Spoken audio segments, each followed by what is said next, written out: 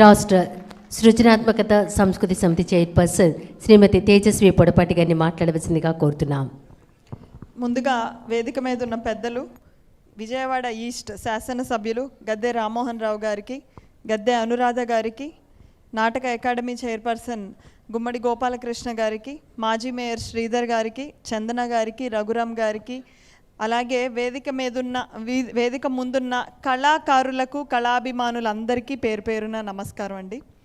ఈరోజు మీరు చూస్తే అద్భుతమైన పర్ఫార్మెన్సెస్ అన్నీ, 1, 2 అని కాదండి, ప్రతిరోజు ఇది కూర్చొని మన విజయవాడ ప్రజలకి అన్ని కళలను పరిచయం చేయాలి. ఈరోజు వస్తే ఇది మిస్ అయ్యామని ఎవ్వరూ ఇక్కడ నుంచి బయటికి వెళ్ళకూడదని ప్రతిరోజు కూడా ఒక క్లాసికల్ డ్యాన్స్ పర్ఫార్మెన్స్, ఇప్పుడు మీరు చూసినట్లయితే కూచిపూడి కానివ్వండి, కథక్ కానివ్వండి, భరతనాట్యం కానివ్వండి, లేదా ఈరోజు మ్యూజిక్ ఇన్స్ట్రుమెంటల్ చూశారు, ఎంతో చక్కగా వైలిన్ వాయిద్యాన్ని వాయించడం చూశారు.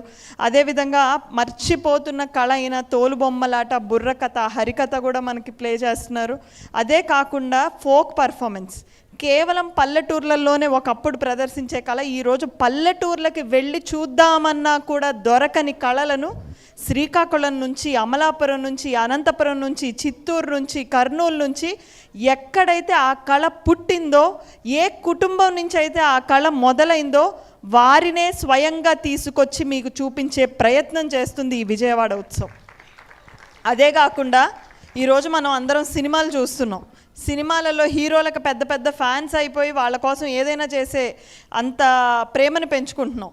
కానీ ఒక్కసారి మీరు నాటకాన్ని గనక చూస్తే సినిమా మీకు ఎందుకు గుర్తురాదు. అంత అద్భుతంగా ఇక్కడికిక్కడే లైట్ ఫోకస్లు కానివ్వండి, ఇక్కడికిక్కడే మీకు మ్యూజిక్ మిక్సింగ్ కానివ్వండి, మీ కళ్ళెదురే వాళ్ళు అభినయించి వాళ్ళ ఎక్స్ప్రెషన్స్ మీరు స్వయంగా చూడగలరు. నో రీటేక్స్, కళ్ళ ముందరే వాళ్ళు అప్పటికప్పుడు జీవించి ఆ పాత్రలో లీనమైతే ఎలా ఉంటుందని ఆ అద్భుతమైన పర్ఫార్మెన్స్ చూసే అదృష్టం కూడా మనందరికీ విజయవాడ ఉత్సవం ఇస్తుంది. మనం ప్రతిసారి కూచిపూడి డ్యాన్స్ చూస్తాం, ఇలాంటి పర్ఫార్మెన్స్లన్నీ చూస్తాం. నేను ఈసారి చెప్పబోయేది విన్న తర్వాత మీరు చూసి చూడండి, కోణం మారుతుంది. ప్రతి కళ కూడా మనం ఎప్పుడు చూసి దాని యొక్క గొప్పతనాన్ని మర్చిపోతున్నాం. ముఖ్యంగా కూచిపూడి మన రాష్ట్రంలో పుట్టింది కదా, మనకు దాని విలువ తెలీదు. కానీ 1990లో ఇందిరాగాంధీ గారి సారథ్యంలో దాదాపు 100 దేశాల ప్రధానులందరూ వచ్చి మన దేశంలో మీటింగ్ జరుగుతుంటే మన దేశంలో ఉన్న ఎన్నో కళలను తీసుకొచ్చి వారి ముందు ప్రదర్శించారు. కానీ బ్రెజిల్ దేశ ప్రధాని నుంచోని చప్పట్లు కొట్టి స్టాండింగ్ ఓవేషన్ ఇచ్చిన పర్ఫార్మెన్స్ ఏదన్నా ఉందంటే అది మన రాష్ట్రంలో పుట్టిన కూచిపూడి. అంతేకాకుండా ఇందిరాగాంధీ గారిని ఒక రిక్వెస్ట్ చేశారు, I want this performance in my country.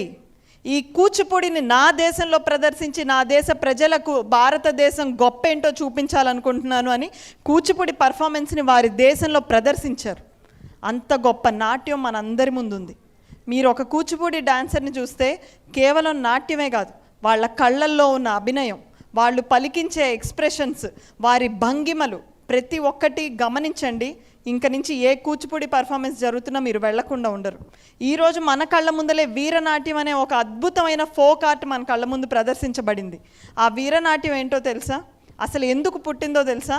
మన ఈస్ట్ గోదావరి జిల్లా అమలాపురం ప్రాంతంలో శివుడిని ప్రార్థించడానికి అదొక నివేదనం. మనం కొంతమంది మోకరిల్లి నమస్కరిస్తాము, కొంతమంది హారతి ఇచ్చి నమస్కరిస్తాము, లేదా కొంతమంది దండం పెట్టుకుంటాం, కొంతమంది మనసులో తలుచుకుంటాం. ఇది ఒక రకమైన దైవ ప్రార్థన. వారి భక్తిని శివుడికి చూపించే ఒక దైవ ప్రార్థనే ఈ వీరనాట్యం.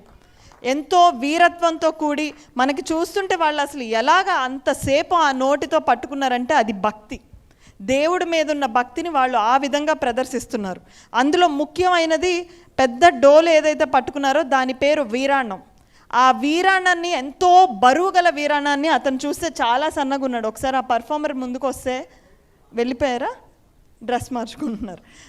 ఆయన చాలా సన్నగా ఉన్నాడు. అంత బరువైన డోలుని చుట్టూ తిప్పుతూ మన కళ్ళ ముందు అంత బరువైన డోలుని తిప్పగలుగుతున్నారంటే అది మన ఇండియన్ ఫోక్ ఆర్ట్స్ కానివ్వండి, మన ఇండియన్ ఆర్ట్ ఫామ్కి కానివ్వండి ఉన్న గొప్పతనం.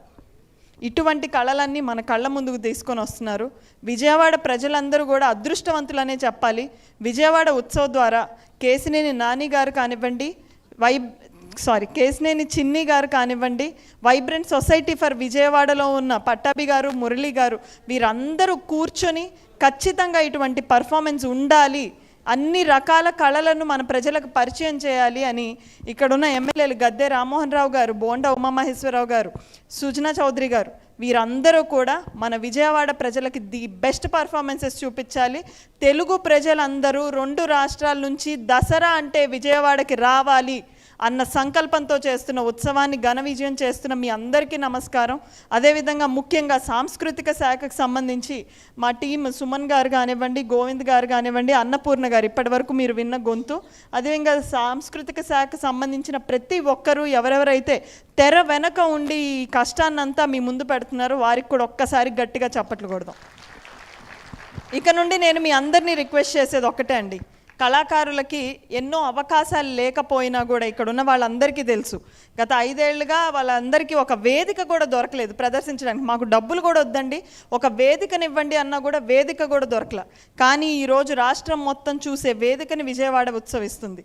వాళ్ళు కోరుకునేది డబ్బో ఇంకోటో కాదండి, కేవలం చప్పట్లు.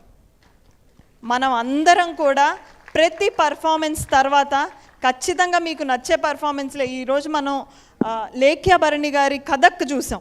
అసలు ఒక ప్లేట్ని మనం ఇలా పట్టుకొని కాస్త దూరం నడవాలంటేనే 100 సార్లు వణుకుతాం. తను ఆ ప్లేట్ని ఎలా తిప్పిందో అసలు అది ప్యూర్ మ్యాజిక్ అండి, అది pure magic, pure art. So అలాంటి నేషనల్ లెవెల్ పర్ఫార్మర్స్ అక్కడే ఉంది లేఖ్యాభరణి, ఒక్కసారి గట్టిగా అందరూ చప్పట్లు. సో ఇలాంటి పర్ఫార్మెన్సెస్ అన్నీ మన కళ్ళ ముందు ఈరోజు ఉన్నాయి. వాళ్ళు కోరుకునేది కేవలం చప్పట్లు.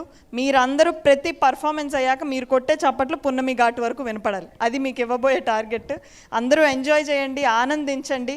ఈసారి దసరాకి మీ అందరు చుట్టాలు వచ్చేస్తారు మీ ఇళ్ళకి, మేము విజయవాడకు వస్తాం దసరా వచ్చేస్తే అని.